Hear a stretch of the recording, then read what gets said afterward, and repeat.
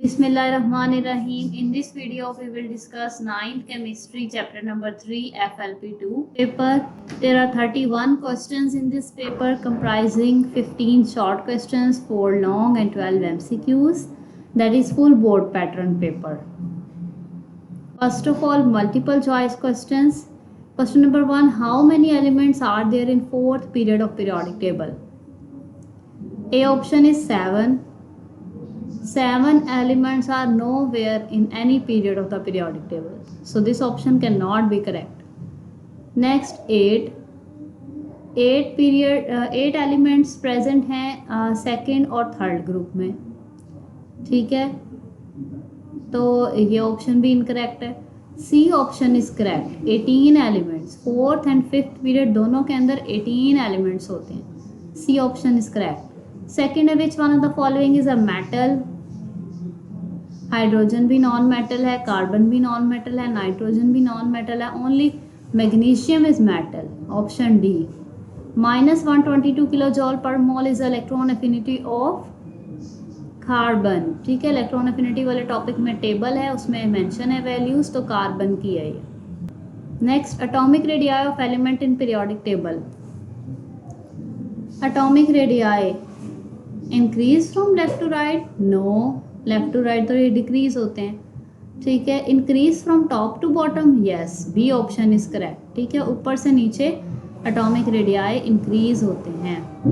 Do not change वाला option तो है ही नहीं ना. ठीक है, चेंज तो ये होते ही हैं, तो इसलिए ये वाला ऑप्शन तो आप वैसे ही स्किप कर देंगे. नेक्स्ट है number of groups in periodic table. There are total 18 groups in the periodic table. Option B is correct. NS2 is a general electronic configuration of NS2. This is the electronic configuration of alkaline earth metal. D option. ठीक है, ये भी table में present है. Next है जी question number 7. Which one is the shortest period. ठीक है, सबसे छोटा पीरियड फर्स्ट पीरियड है. A option. ठीक है, फर्स्ट पीरियड सबसे छोटा है, उसमें सिर्फ 2 एलिमेंट्स हैं, hydrogen and helium. MCQ number 8. The trend of electronegativity in periodic table is same as electronegativity. और कौन सी चीज़ है जिसका ट्रेंड सेम होता है, यानी ऊपर से नीचे सेम ही होते हैं, यानी डिक्रीज होते हैं. तो ये दोनों चीज़ें ही डिक्रीज होनी चाहिए. अगर लेफ्ट टू राइट है तो दोनों चीज़ें इंक्रीज होनी चाहिए. एक चीज़ तो इलेक्ट्रोनेगेटिविटी है, सेकेंड वो कहता है क्या है, आयनाइजेशन एनर्जी. राइट, ठीक है, आयनाइजेशन एनर्जी का बच्चों, इलेक्ट्रोनेगेटिविटी का, और बी ऑप्शन है इलेक्ट्रॉन एफिनिटी. इन तीनों के ट्रेंड ही सेम होते हैं, इसलिए आपके पास लास्ट ऑप्शन है बोथ ए एंड बी. ये वाली ऑप्शन आपकी करेक्ट है. Next is electron affinity of iodine. Iodine की कितनी होती है इलेक्ट्रॉन एफिनिटी. तो आपके पास इलेक्ट्रॉन एफिनिटी के अंदर जो टेबल है उसमें आप देख सकते हैं हेयर आयोडीन -295. ठीक है, यानी option C is correct. Okay, point out among the following which has highest value of electron affinity. इनमें से इलेक्ट्रॉन एफिनिटी की हाईएस्ट वैल्यू किसकी होगी. तो इसमें अगर आप देखें तो ऊपर से नीचे इलेक्ट्रॉन एफिनिटी क्या होती है, डिक्रीज होती है, यानी सबसे ऊपर वाले की सबसे हाई वैल्यू होनी चाहिए. ठीक है, तो हमारे पास अगर हम फ्लोरीन को देखें और क्लोरीन को देखें, इनकी इलेक्ट्रॉनिक कन्फिगरेशंस अगर हम लिखें तो हमें इसका ज़्यादा क्लियर होगा. ठीक है, तो अगर आप बुक के अंदर वैल्यूज़ भी देख लें तो आपको पता लगेगा कि 328 जो वैल्यू है वो फ्लोरीन के, लेकिन 349 क्लोरीन की है. क्लोरीन की वैल्यू फ्लोरीन से भी ज़्यादा है. That means chlorine is the right answer. ठीक है, chlorine is the right answer. Next है 899 kilo joule per mole is the ionization energy of. यानी कि बच्चे टेबल में से है, ये आयनाइजेशन एनर्जी का जो टेबल है उसके अंदर से आया हुआ है, तो आपको टेबल्स अच्छे से याद करने पड़ेंगे. ठीक है, अगर आप टेबल देखें तो उसमें आपके पास लिखी होगी 899 किसकी है, बेरिलियम की है. ठीक है, so that's why beryllium is the right answer. इसका मतलब है कि आप लोगों को टेबल्स अच्छी तरह याद करने पड़ेंगे। बहुत सारे एमसीक्यूज टेबल में से हैं। अच्छा बच्चे, इसमें से क्लोरीन की मैंने बताया ना कि ज़्यादा है इलेक्ट्रॉन एफिनिटी। हालांकि अगर रूल देखा जाए तो फ्लोरीन की होनी चाहिए, लेकिन जब आपने वैल्यूज़ देखी तो क्लोरीन है। उसकी वजह यह है कि फ्लोरीन का जो साइज़ है वो कुछ ज़्यादा ही स्मॉल होता है, ठीक है, कुछ ज़्यादा ही स्मॉल होता है। तो क्लोरीन का साइज़ ज़्यादा होता है, इस वजह से क्लोरीन जो है वो अपने अंदर इलेक्ट्रॉन ऐड करने की सलाहियत रखती है। नेक्स्ट है आयनाइजेशन एनर्जी ऑफ सोडियम। इनमें से सोडियम की आयनाइजेशन एनर्जी कौन सी है? तो वो होती है 496 किलो जूल पर मोल, लेकिन ये है 496 ही अगर आप राउंड ऑफ करके देखें, लेकिन यहाँ पे भी 496 है, ठीक है बच्चों। ये माइनस में है आयनाइजेशन एनर्जी, क्योंकि एनर्जी एब्जॉर्ब है तो वो हमेशा प्लस में होती है। माइनस में तो वो एनर्जी होती है जो अब एनर्जी रिलीज होती है। That's why C and D option both we can skip easily. Then A and B के अंदर से A option is correct. Next है question, short question. Write names and symbols of any 4 element of group 7A elements in the periodic table. Group 7A के अंदर 4 के names लिखने हैं, ठीक है। तो 4 के नेम्स हैं फ्लोरीन, क्लोरीन, ब्रोमीन और आयोडीन, और उनके सिंबल्स हैं FCl, Br and I। Next है डिफाइन इलेक्ट्रॉन एफिनिटी। डेफिनेशन लिखनी है, amount of energy released when an electron is added to the outermost shell of an isolated gaseous atom, ठीक है। और उसके आप एग्जांपल लिख देंगे। फ्लोरीन देखें, उसने जब एक इलेक्ट्रॉन अपने अंदर ऐड किया तो F- बन गया, क्योंकि इलेक्ट्रॉन जब ऐड होता है तो एनाइन बन जाता है, ठीक है, माइनस चार्ज आता है। इसमें से जो डेल्टा H है एनर्जी रिलीज हुई है, जब भी एनर्जी रिलीज होती है तो माइनस आता है वैल्यू के साथ, तो -328 इसकी एनर्जी है और किलो जॉल पर मोल इलेक्ट्रॉन एफिनिटी का यूनिट है, ठीक है।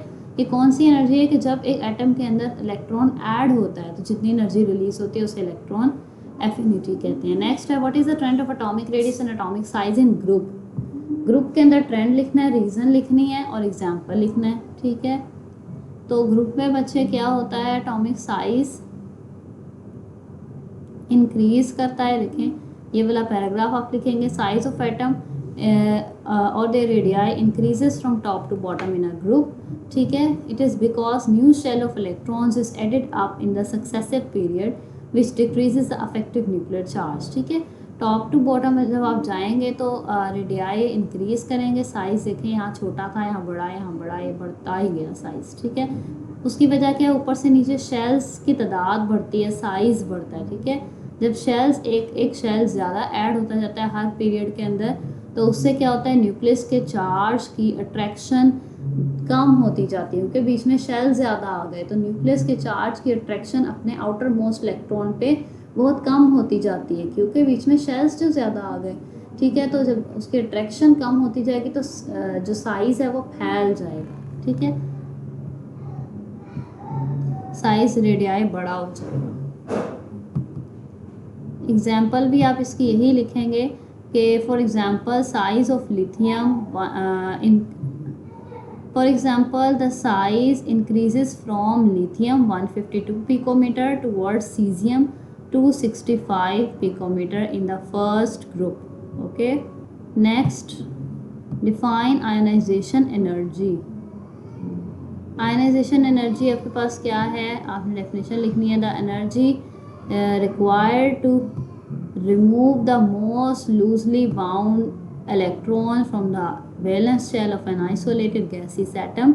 और एग्जांपल लिखनी है कि सोडियम है, इसने जब अपना एक इलेक्ट्रॉन निकाल दिया, E- इलेक्ट्रॉन का सिंबल है, तो इस पर प्लस चार्ज आ गया, केटाइन बन गया Na+, और एनर्जी इसमें अब्जॉर्ब हुई।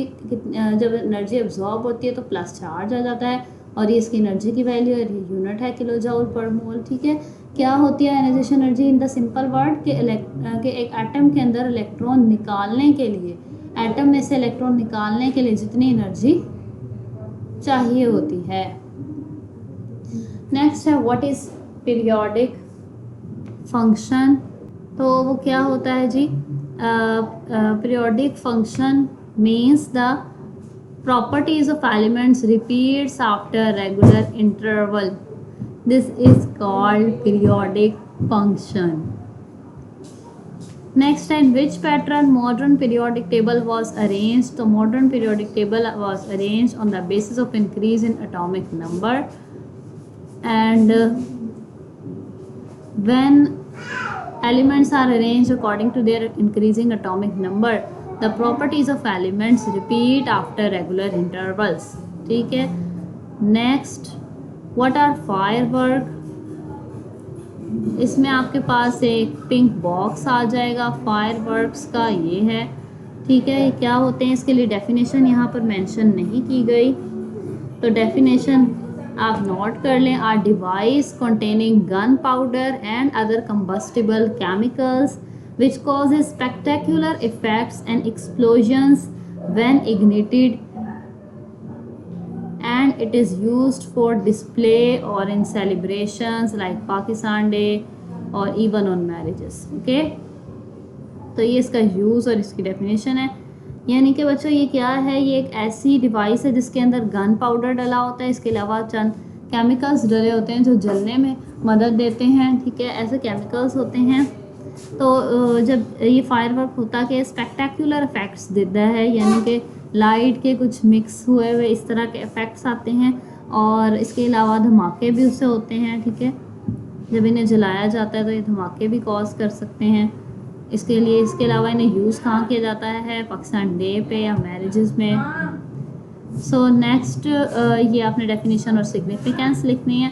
Y is the trend of electron affinity and electronegativity same in a period. एक पीरियड में इनका ट्रेंड क्यों सेम होता है, बिकॉज मैं आपको बताती हूँ. The trend of electron affinity and electronegativity same in a period because they both are attraction for electrons. ठीक है, ये दोनों असल में है क्या, इलेक्ट्रॉन्स के लिए अट्रैक्शन को ही कह रहे हैं ना. इलेक्ट्रोनेगेटिविटी भी तो यही है कि शेयर्ड पेयर ऑफ इलेक्ट्रॉन्स के लिए अट्रैक्शन. इलेक्ट्रॉन एफिनिटी भी यही है कि जी इलेक्ट्रॉन ऐड करने के लिए जो एनर्जी चाहिए रिलीज होती है. ठीक है, दोनों ही इलेक्ट्रॉन्स के लिए अट्रैक्शन, दैट्स वाई इन दोनों का ट्रेंड भी सेम है. नेक्स्ट है how does shielding affect decrease the force of attraction of nucleus between nucleus and outermost electron. ठीक है, किस तरह से वो डिक्रीज करता है. तो आप इसमें आप शील्डिंग इफेक्ट में जाएं तो वहाँ पे आप देख सकते हैं कि आप क्या लिखेंगे. इफेक्टिव न्यूक्लियर चार्ज वाला इसमें आप ऐड करेंगे. यहाँ से जी इधर से the attractions of outer electron toward nucleus is partially reduced because of the presence of inner electrons. ठीक है, और उसके बाद आप डेफिनेशन लिख दें. the electrons present in the inner shell screen or shield the force of attraction of nucleus felt by the valence shell electron. ये दो लाइंस इसमें आ जाएंगी. ठीक है, यानी इनर इलेक्ट्रॉन्स हैं जिसकी वजह से शील्डिंग इफेक्ट प्रोड्यूस होता है. ठीक है, नेक्स्ट है why the ionization energy of sodium is less than magnesium. आप लिखेंगे because the size of sodium is smaller than magnesium and बस इतना भी आप लिख रहे हैं, इट इज़ इनफ. ठीक है बच्चों, क्योंकि सोडियम का साइज़ कम होता है तो न्यूक्लियस ने अपने इलेक्ट्रॉन्स को बहुत अच्छे से होल्ड करके रखा होता है. ठीक है, सोडियम में, तो इसलिए वो इलेक्ट्रॉन का निकलना बहुत मुश्किल है उसके लिए. अच्छा, अगर हम लेफ़्ट टू राइट, सोडियम जो है ना बच्चों हमारे पास वो आता है लेफ़्ट साइड पर, मैग्नीशियम आता है राइट साइड पे. ठीक है, अगर आप लेफ़्ट टू राइट जाते हैं तो आयनाइजेशन एनर्जी इंक्रीज़ होती है. ठीक है, और उसकी वजह होती है वही आप यहाँ पे लिखेंगे. ठीक है, अच्छा अब मैं आपको दोबारा से इसका आंसर बताती हूँ. ठीक है, वो आंसर आपने नहीं लिखना, आप जो मैं बताऊँगी वो लिखना है. ठीक है, सोडियम की आप लिखेंगे the ionization energy of sodium is less than magnesium because the nuclear charge of sodium is less than magnesium. So electrons of sodium are less attracted by its nucleus as compared to the electrons of magnesium. ठीक है, that's why ionization energy of sodium is less than magnesium. ठीक है, तो मैं अब आपको इसके reason बताती हूँ सिंपल वर्ड्स में. बच्चे एटॉमिक जो न्यूक्लियस का चार्ज होता है वो सोडियम में कम है, मैग्नीशियम में ज़्यादा है. ठीक है, सोडियम के 11 हैं एटॉमिक नंबर और मैग्नीशियम का है 12. दैट मीन्स सोडियम में 11 प्लस चार्जेस हैं, मैग्नीशियम में 12 प्लस चार्जेस हैं. तो जब सोडियम में प्लस चार्जेस कम हैं तो तो वो अपने इलेक्ट्रॉन्स को कम खींचता है, और जबकि मैग्नीशियम अपने इलेक्ट्रॉन्स को ज़्यादा खींच के रखता है। ठीक है, तो सोडियम जब अपने इलेक्ट्रॉन्स को कम खींच रहा है तो इसलिए उसके इलेक्ट्रॉन इजीली निकल जाते हैं और इतनी एनर्जी नहीं लगानी पड़ती, इसलिए आयनाइजेशन एनर्जी कम होती है। ठीक है, नेक्स्ट है why the size of atom decrease in a period. आप एटॉमिक रेडियस वाले टॉपिक पे जाएं और उसमें पीरियड वाली जो रीज़न है वो वाला पैराग्राफ आप इसमें लिखेंगे। ठीक है, दिस वन यहाँ से लेके यहाँ तक। ठीक है, इसको आप शॉर्ट करके लिख सकते हैं। मैं आपको वैसे ब्रीफ कर दूं कि क्या होता है। पीरियड के अंदर एटॉमिक नंबर बढ़ता है। एटॉमिक नंबर बढ़ने से न्यूक्लियस का जो चार्ज है वो बढ़ता है। जैसे अभी मैं आपको बता रही थी सोडियम के केस में न्यूक्लियस का चार्ज बढ़ता है एटॉमिक नंबर की वजह से। तो जब न्यूक्लियस का चार्ज बढ़ता है वो अपने इलेक्ट्रॉन्स को ज़्यादा अपनी तरफ खींच के पुल डाउन करके या कॉन्ट्रैक्ट करके रखता है। ठीक है, इसलिए एटम का साइज छोटा हो जाता है। नेक्स्ट है give the trend of ionisation energy in period. Trend भी लिखेंगे, रीज़न भी लिखेंगे, आप एग्जाम्पल भी लिखेंगे। ठीक है, तो आयनाइजेशन एनर्जी पे आ जाएं और उसमें पीरियड वाला आप लिखेंगे, ये left to right in a period वाला पैराग्राफ। ठीक है, देखें लेफ़्ट टू राइट जब आप जाएंगे वही बात है, न्यूक्लियस का चार्ज बढ़ता है। जब न्यूक्लियस का चार्ज बढ़ता है तो वो इलेक्ट्रॉन्स को अपनी तरफ खींच के रखता है, साइज छोटा होता है। ठीक है, जब इलेक्ट्रॉन्स के पास खींचे हुए होते हैं तो उसकी वजह से उन इलेक्ट्रॉन्स का निकलना बहुत मुश्किल होता है, उसमें बहुत सारी एनर्जी लगानी पड़ती है। ठीक है, इसलिए आयनाइजेशन एनर्जी इंक्रीज होती है। एग्जाम्पल अगर आप लिखना चाहें वो आप किस तरह लिखेंगे, आप लिखेंगे for example the ionization energy of second period elements increase from lithium 520 to neon 2081 किलोजॉल पर मोल। इस तरह से आप एग्जाम्पल लिखेंगे। एग्जाम्पल आपको लाजमी लिखनी है, उसका 0.5 मार्क है। ठीक है, ये कैटेगरीज में आप मार्किंग कैटेगरीज यहाँ पे आपको शो हो रही हैं, लेकिन जब आप पेपर सॉल्व कर रहे होंगे तब आपको शो नहीं होंगी, इसलिए आपको यहीं पे याद रखना पड़ेगा आपने क्या क्या लिखना है। नेक्स्ट है why shielding effect of electron make एटाइन फॉर्मेशन ईजी। ठीक है, इसका आप लिखेंगे because more shielding effect means more shells. ठीक है, आगे आप लिखेंगे hold of nucleus for the outer electron decreases, that's why removal of electron is easy and thus cation formation is easy. ठीक है, ये आपका आंसर। अब मैं आपको इसको बता देती हूँ क्या मैंने लिखवाया आपको। उसका मकसद ये है बच्चों कि जब शील्डिंग इफेक्ट होता है उसका मतलब है शेल्स ज़्यादा हैं। शेल्स ज़्यादा है मींस न्यूक्लियस के दरमियान शेल्स इतने हैं कि न्यूक्लियस सबसे बाहर वाले शेल के इलेक्ट्रॉन्स को होल्ड नहीं कर पा रहा। तो सबसे बाहर वाले शेल के जो इलेक्ट्रॉन हैं उनमें से इलेक्ट्रॉन्स आराम से निकल जाते हैं, क्योंकि न्यूक्लियस ने उन्हें होल्ड ही नहीं किया हुआ, तो वो ईजीली निकल जाते हैं। इसलिए जब इलेक्ट्रॉन निकलता है तो केटाइन बन जाता है, इसलिए केटाइन भी ईजीली बन जाता है। नेक्स्ट है how many member are in group 7A, is there any liquid, what is its name. 7A के मेंबर्स आप लिखेंगे कितने हैं टोटल, और उसमें से जो लिक्विड है उसका नाम लिखेंगे। ठीक है, जो आपका ग्रुप 17 है उसी को 7A भी कहते हैं। ये देखें ज़रा पीरियोडिक टेबल देखें, ये तो यहाँ पे आपके पास जो ग्रुप 17 है इसी को 7A भी कहते हैं। ठीक है, तो इसमें 1 2 3 4 5 6 एलिमेंट्स हैं, 6 लिखेंगे। और साथ में इनमें से वो पूछ रहा है लिक्विड है कोई, यस ब्रोमीन इज लिक्विड, तो इसका सिंबल है Br। ओके, तो ये आपने लिखना है सारा कुछ। नेक्स्ट है how many elements are placed in 4th period. तो बच्चों MCQs में भी आया था, there are total 18 electrons in 4th period. ई-बीप्स तालीम तरबियत और इम्तहानों की तैयारी का जदीद और अपनी किस्म का एक मुनफरिद निज़ाम है जो आपको घर बैठे ऑनलाइन तरीके से ना सिर्फ इम्तहानों की तैयारी खसूसी अंदाज में करवाता है, बल्कि ये भी बताता है कि आपकी अब तक की तैयारी का मायार क्या है, तैयारी में क्या क्या खामियां हैं, ये खामियां कौन सी किताब के कौन से हिस्से में हैं, कौन सी गलती आप बार बार दोहराते हैं और अब तक के दिए गए पर्चों में आप ये गलती कितनी बार दोहरा चुके हैं और किस किस सवाल में आपने ये गलती दोहराई है, इस गलती को दूर कैसे किया जा सकता है।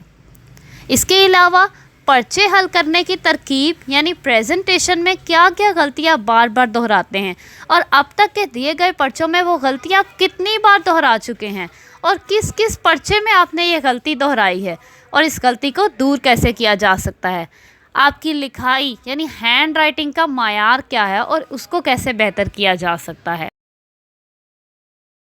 नेक्स्ट है जी long question, what is ionization energy, what is trend in modern periodic table.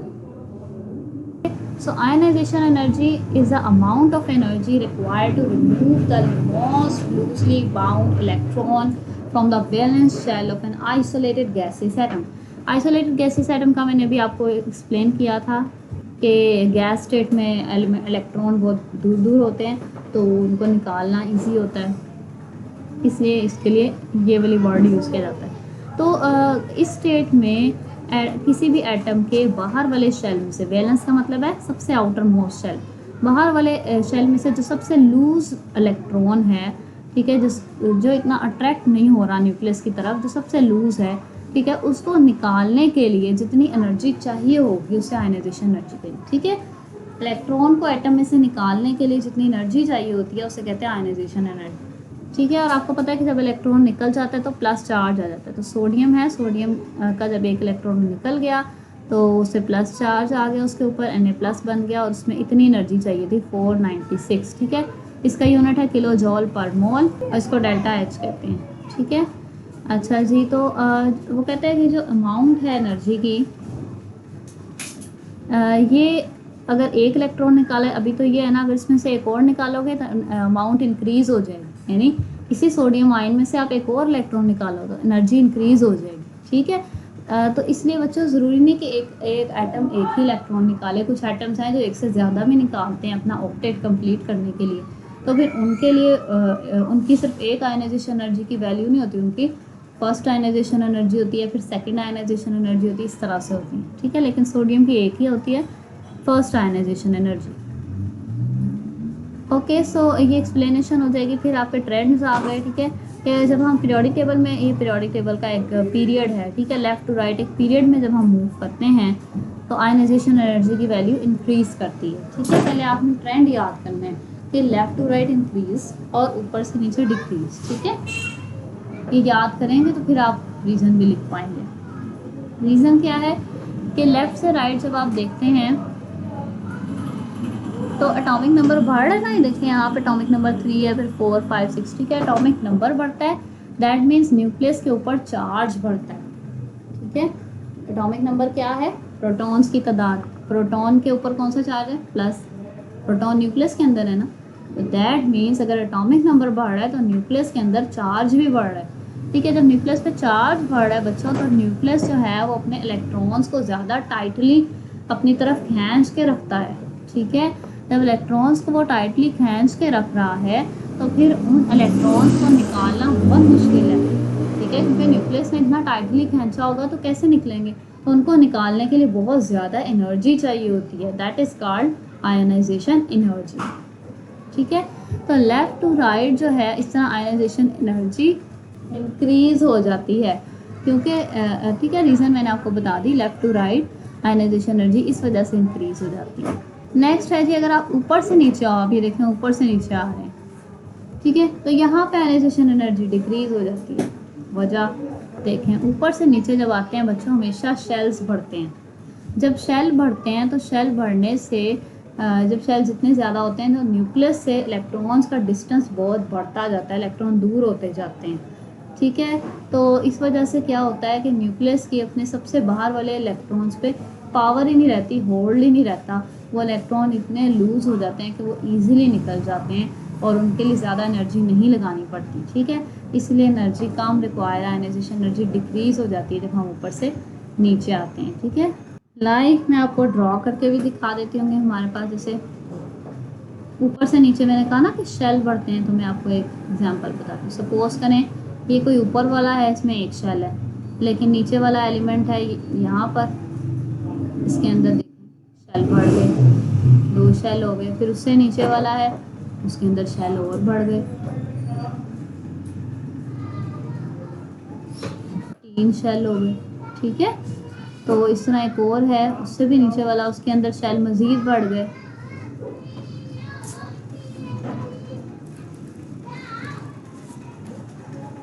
4 shell हो गए।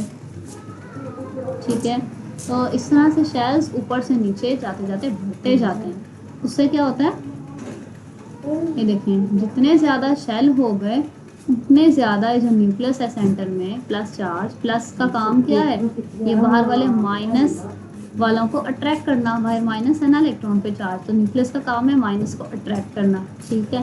तो जब शेल इतने ज़्यादा हो जाएंगे, देखें दरमियान में इतने सारे शेल्स आ गए, तो न्यूक्लियस सबसे बाहर वाले को कहाँ अट्रैक्ट कर पाएगा, ठीक है। सबसे बाहर वाले उससे बहुत दूर हो गए, तो वो उनको अट्रैक्ट नहीं कर पाया, तो ये वाला इलेक्ट्रॉन बहुत लूजली बाउंड हो गया, लूजली बाउंड। तो इसको निकालना वेरी इजी हो गया, ठीक है। तो यहाँ इलेक्ट्रॉन निकलना बहुत इजी है, इसलिए कोई एनर्जी नहीं लगानी पड़ी ज़्यादा, तो लेस आयनाइजेशन एनर्जी।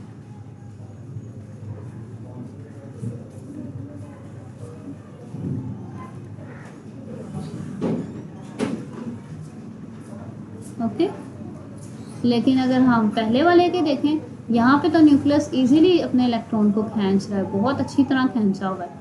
तो इस इलेक्ट्रॉन को निकलने के लिए बहुत ज़्यादा एनर्जी लगानी पड़ेगी, that means high ionisation energy, ठीक है। तो ये वजह है कि जब हम ऊपर से नीचे आते हैं, शेल्स बढ़ने की वजह से इलेक्ट्रॉन का अपने बाहर वाले इलेक्ट्रॉन और न्यूक्लियस का अपने बाहर वाले इलेक्ट्रॉन पे होल्ड नहीं रह पाता, क्योंकि दरमियान में शेल्स बहुत सारे आ गए, तो इसलिए इस बाहर वाले इलेक्ट्रॉन को निकालना इजी हो जाता है, एनर्जी नहीं लगानी पड़ती, तो इसलिए एनर्जी लेस हो जाती है, डिक्रीज हो जाती है, ठीक है। तो ये आपका आयनाइजेशन एनर्जी वाला टॉपिक है। आपने हेडिंग्स बना के हर चीज़ को लिखना है, ठीक है। डेफिनेशन, एग्जाम्पल, एक्सप्लेनेशन, ट्रेंड्स, उनके reasons. Next is define electron affinity, why it increases in a period and decreases in a group and periodic table, ठीक है। Electron affinity defined as amount of energy released when an electron is added in the outermost electron of an isolated gaseous atom, ठीक है।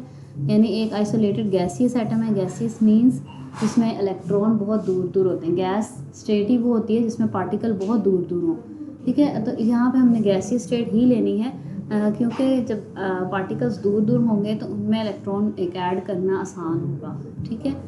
तो इस वजह से gaseous atom ही लेते हैं। जब वो कहता है कि कोई एटम हो, ठीक है, उसके आउटर मोस्ट इलेक्ट्रॉन के अंदर, आउटर मोस्ट शेल के अंदर किसी इलेक्ट्रॉन को ऐड कर दिया जाए, बाहर से कोई और इलेक्ट्रॉन ऐड कर दिया जाए, तो उसमें एनर्जी जितनी रिलीज़ होती है उसे कहते हैं इलेक्ट्रॉन एफिनिटी, ठीक है।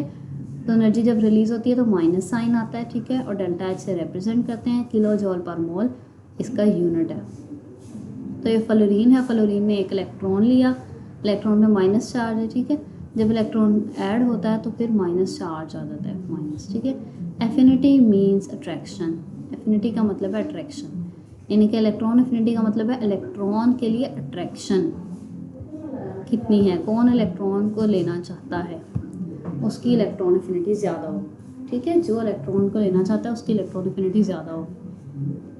तो यहाँ उसने एग्जांपल फ्लोरीन की दी हुई है। उसके अलावा अब इसके ट्रेंड्स हैं, ऊपर से नीचे इलेक्ट्रॉन एफिनिटी जो है वो डिक्रीज़ होती है और लेफ़्ट टू राइट इंक्रीज़ होती है, ठीक है। तो ये लेफ़्ट टू राइट का पहले ट्रेंड है कि इंक्रीज़ होती है, उसका रीज़न लिखा गया है नीचे। क्या रीज़न है बच्चों? क्योंकि लेफ़्ट टू राइट न्यूक्लियस का चार्ज बढ़ता है, प्रोटॉन्स की तादाद बढ़ती है। जब न्यूक्लियस का चार्ज बढ़ता है तो अभी मैंने बताया ऊपर, यहाँ पे मैंने बताया ना, एफिनिटी मीन्स अट्रैक्शन, कि जिसकी इलेक्ट्रॉन्स के लिए अट्रैक्शन ज़्यादा होगी उसकी इलेक्ट्रॉन एफिनिटी ज़्यादा होगी, ठीक है। तो अगर न्यूक्लियस का चार्ज ज़्यादा हो रहा है तो न्यूक्लियस का प्लस चार्ज है तो वो चाहेगा वो इलेक्ट्रॉन्स को अपनी तरफ अट्रैक्ट करे, क्योंकि इलेक्ट्रॉन पे माइनस है, opposite charge always attract each other. तो जितना ज़्यादा न्यूक्लियस का चार्ज उतना ज़्यादा वो इलेक्ट्रॉन्स को अट्रैक्ट करेगा, उतनी ज़्यादा इलेक्ट्रॉन एफिनिटी होगी, ठीक है। तो इसलिए लेफ्ट टू राइट इंक्रीज़ करती है, ऊपर से नीचे डिक्रीज़ करती है, बिकॉज ऊपर से नीचे शेल्स बढ़ते हैं, ठीक है। तो न्यूक्लियस का जो चार्ज है वो आउटर इलेक्ट्रॉन्स तक पहुंच नहीं पाता है, ठीक है। इसलिए किसी भी इनकमिंग इलेक्ट्रॉन के लिए भी उसकी अट्रैक्शन बहुत पुअर होती है, तो इसलिए लेस एनर्जी इज रिलीज्ड, ठीक है। Next, what do you mean by blocks in periodic table and why elements were placed in blocks.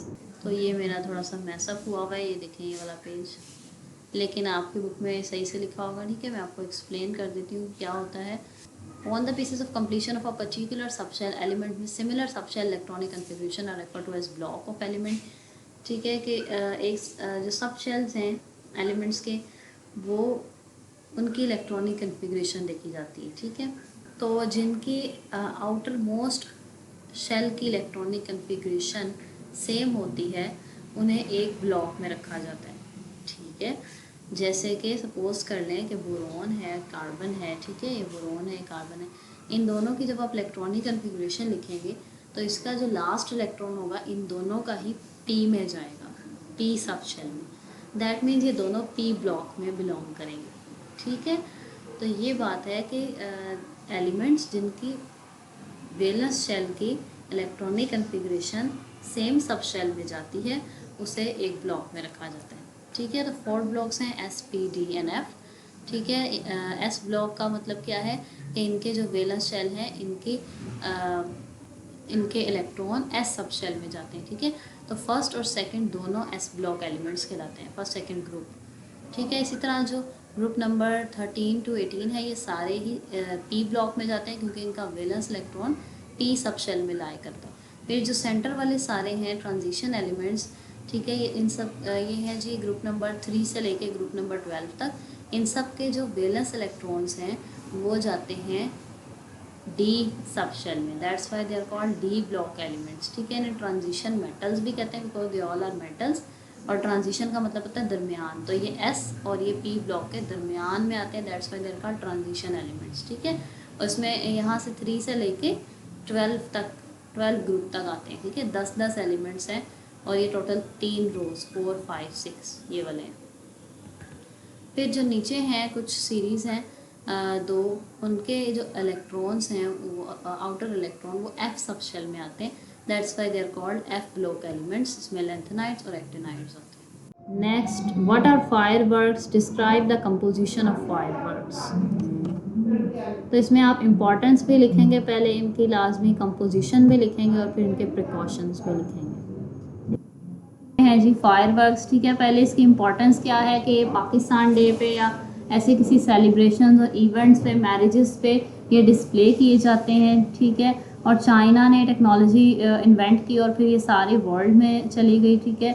ये डेंजरस है लेकिन वो कह रहा है कि इससे बहुत ब्यूटीफुल और कलर्स जो हैं वो बनते हैं, ठीक है। और उसमें डिफरेंट सॉल्ट्स यूज़ होते हैं, डिफरेंट कंपोजिशंस, ताकि डिफरेंट कलर्स आएँ, ठीक है।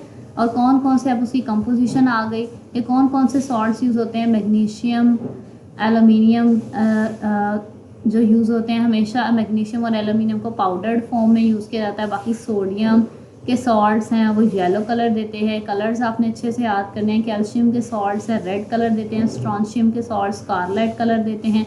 बेरियम के सॉल्ट्स ग्रीन कलर देते हैं और कॉपर के salts bluish green colour produce करते हैं, ठीक है। इन सब के जो सॉल्ट हैं, सोडियम का जैसे सॉल्ट है, किसके साथ बनाएंगे। सोडियम का सॉल्ट में 2 चीज़ें होती हैं ना, एक तो केटाइन होता है, सोडियम केटाइन है, एक एनाइन भी होता है। एनाइन क्या लेंगे तो वो आगे बता रहा है कि नाइट्रेट या फिर क्लोरेट्स, ठीक है, ये यूज़ होते हैं एनाइन के तौर पे, यानी इन्हीं के सॉल्ट्स हैं, या तो सोडियम नाइट्रेट होगा या सोडियम क्लोरेट होगा, ज़्यादातर इस तरह से। इसी तरह कैल्शियम का कैल्शियम नाइट्रेट होगा या कैल्शियम क्लोरेट, ज़्यादातर वो कह रहे हैं कैल्शियम नाइट्रेट और क्लोरेट्स को यूज़ किया जाता है। और इसके अलावा वो कह रहे हैं कि ये बहुत ज़्यादा ब्रिलियंट और डिफरेंट शेड्स देते हैं। अगर हम मज़ीद इसमें केमिकल्स ऐड कर लें, ठीक है। आगे उसने प्रिकॉशन लिखी है कि बिकॉज ऑफ लाइफ हैज़र्ड, क्योंकि इससे नुकसान हो सकता है किसी की जान को, तो इस वजह से ये हर एक को यूज़ नहीं करना चाहिए। सिर्फ जिनको महारत है, जो प्रोफेशनल्स हैं, स्किल्ड प्रोफेशनल्स, वही इसको यूज़ करें।